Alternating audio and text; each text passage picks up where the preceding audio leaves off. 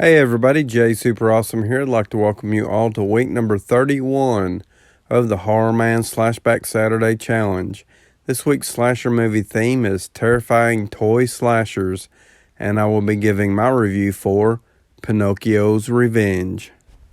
Okay, so getting into the plot for this one, the ultimate children's fairy tale comes alive with a bloody new twist in Pinocchio's Revenge, when the wooden puppet of a murdered boy falls into the hands of an attorney's 8-year-old daughter. A grisly end soon awaits anyone standing in the way of the girl and her malicious marionette. Okay, so getting into my thoughts for this one. With this week's SlashBack Challenge theme of killer toy slashers, we were simply challenged to watch and review a slasher movie that featured a killer toy, but with an added stipulation: the toy didn't necessarily have to be the killer. I chose to watch and review Pinocchio's Revenge basically because it was the first movie that came to my mind, and it had been a long time since I had seen it. And I have to say, this movie fits this theme perfectly. Overall, I had a pretty decent time watching Pinocchio's Revenge. It plays out more like a suspense thriller type slasher movie that focuses more on build-up and suspense and character development than it does being an actual body count slasher movie.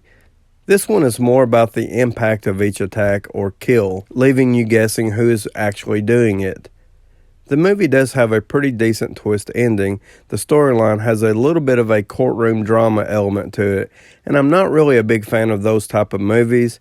This movie also has a very low body count. So, in all honesty, I can really see why it's been a long time since I have watched it. Okay, so now I'm going to talk about the cast of characters we have in Pinocchio's Revenge.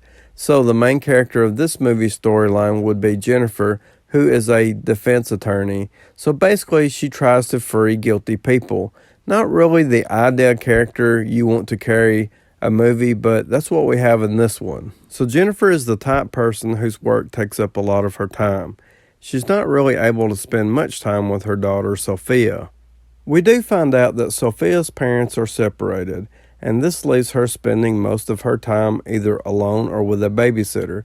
So when she is accidentally gifted Pinocchio for her birthday, she has her new best friend. This was only supposed to be a temporary arrangement for Sophia because the doll is actually evidence in a murder case. But Sophia has become attached to the doll. Something else that was pretty interesting about Sophia, early on in the movie she tells her mother about having nightmares, and not to give any details away about the nightmares, they do foreshadow upcoming troubles for Sophia. Another important character would be Vincent Gotto, who at the beginning of the movie is arrested for murdering his own child. We find out his boy was strangled. Vincent Gotto is caught in the act of trying to bury his son in the most shallow grave you can ever imagine.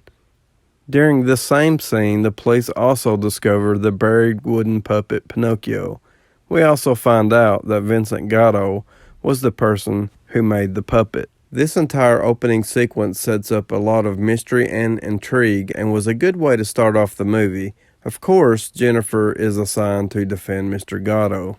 During one of the courtroom scenes, we find out that there had been other child murders that had taken place in the local area, which leads us to believe the killings have been going on for a pretty good while. And that's about as far as I'm going to get into the characters and the story. Overall, I thought the characters in this movie and the acting was just okay. The movie overall sort of has a made-for-TV vibe to it. Okay, so now I'm going to talk about the most important part of a slasher movie, that is the killer and the kills. And I can say that I really like the look of the Pinocchio doll in this movie, and I really like the innocent sound of the doll's voice. It was nice and creepy, considering the doll's dialogue was delivered in such an innocent sounding tone. And I have to say that this movie does really pick up for me when Sophia frees Pinocchio and cuts him free from his strings. And as far as the kills go, unfortunately for us, this movie has a very low body count, and I can't really give any details away about the kills. And even if I did attempt to give details away, there wouldn't really be much to tell. And having so few kills is my biggest overall issue with this movie. And considering that it was directed by Tenney, who was responsible for classic films such as Witchboard and Night of the Demons, I was just expecting more from it. Not a terrible movie by any means, but I did have a decent time watching it. I can only recommend it for people who enjoy doll movies. In my opinion, it does have some similarities to the original Child's Play, but definitely not as good. But still an okay time killer if you enjoy these kind of movies. I'm going to give it a 6 out of 10. Please like, subscribe, comment below. Let me know if you have seen Pinocchio's Revenge, or just let me know what you think about my review. And as always, I'd like to thank you all for watching.